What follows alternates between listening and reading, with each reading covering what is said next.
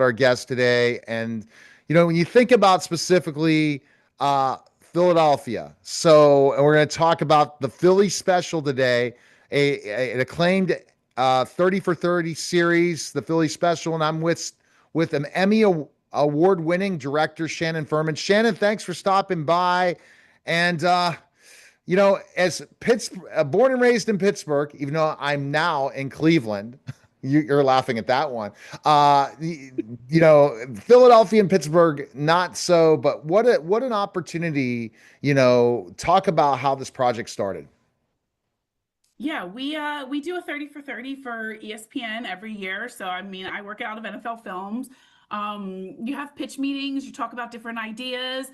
Once we settled on this as an idea, we felt like it was the right time. You're 8 years removed, 8 years yesterday removed from the play happening. The Eagles are coming off of their second Super Bowl. We thought maybe there was a chance they'd be in a third one. That didn't come true for us, but it just felt like the right time to celebrate this story and this iconic play. And then, you start planning, like, how do you want to do this? Who do you want to be the focal point? Where do you want to do it? So, I mean, pretty early on, we settled on that we wanted who our five main characters were. We wanted like the four guys who touched the ball on the play, plus their head coach. So that was a decision that was made like probably day one once we knew that this was officially the topic. And then it was kind of like, how do you do it? Do you take them back to Minnesota? Do you bring them all to Philly? Do you do it separately? So we ended up, after like doing some scouting and stuff, like, and realizing we could get the guys all in the city at the same time, bringing them back to Philly to relive this whole season and this play. Yeah, exactly. And at least you beat a team I don't like, the Patriots. So we'll go with that. And the play, it really just kind of immortalizes what Philly's about, right? That play. I And mean, so, yeah. like, yes, like perfectly. Like, it's kind of the whole underdog story. I mean, the city had never won a Super Bowl before that.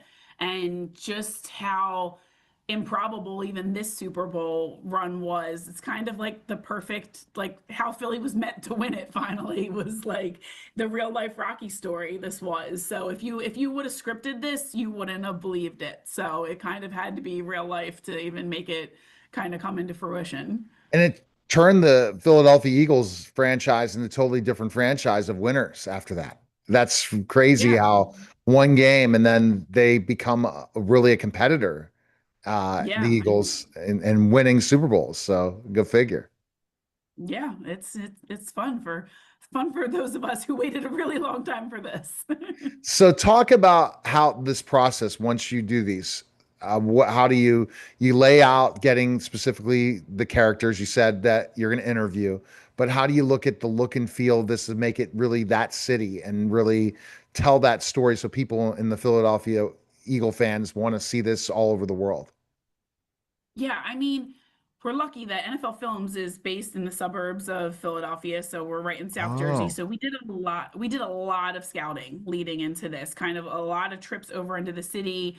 Wanted to incorporate iconic spots when the guys did their interviews. So when you see the guys' interviews in the show, there's kind of a reason they're all in the different locations that they're in. We didn't just like sit them down anywhere. Like, Nick Foles is in front of the art museum, the big steps in the front of the gallery.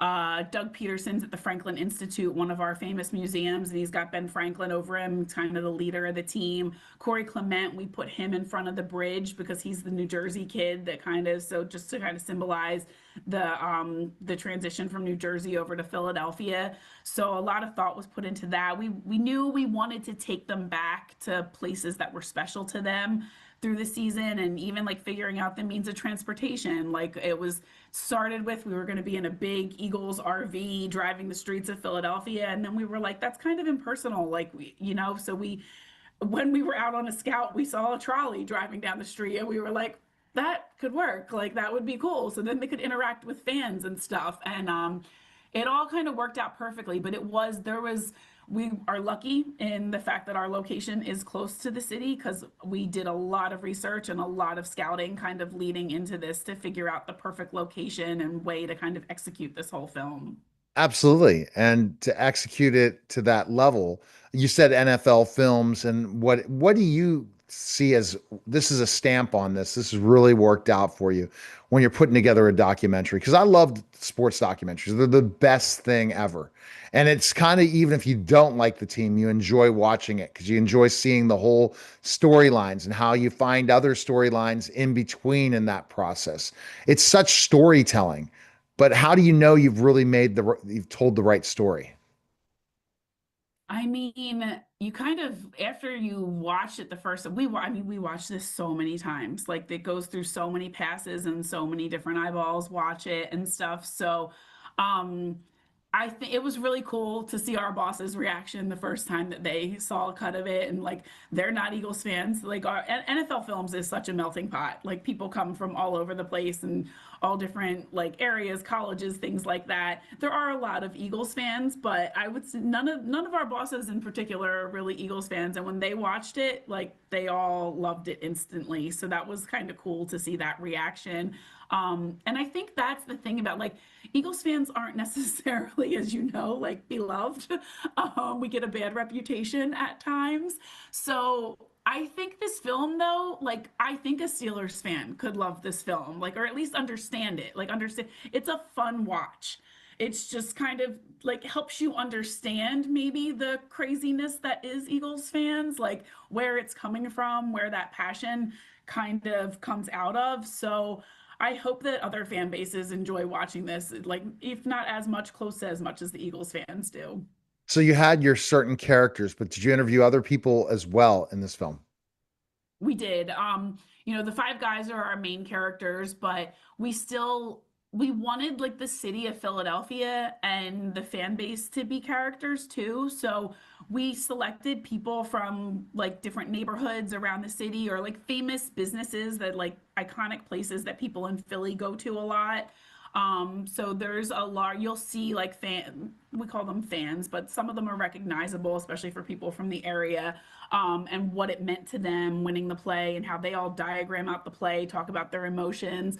There are some local sports writers and like Ray Dininger is a big part of it. He was a producer with us at NFL Films, so we wanted Ray to be part of this story because we knew it was an important moment for him too. So you'll see some people like that and sprinkled throughout it, but we did want to keep the focus on the five guys. Exactly. You definitely have to do that. And where the five guys are now compared to then, it's an interesting thing, right? Always those backstories too. Yeah, I mean, their stories are all incredible. It was really fun to, I think this was like really, they were kind of saying like the first time the five of them were like together like this after that season was done, where they could like kind of talk about it and dive into it. It was cool. It was the first time Doug had ever seen the statue. There's a statue in front of the link now, like a 12-foot statue of Doug and Nick, and that day was the first time Doug had ever seen that. So it was really cool to be able to bring this to life for all of them and them to get a chance to see it on the screen. I'm excited to get more feedback from them when this airs on Friday night.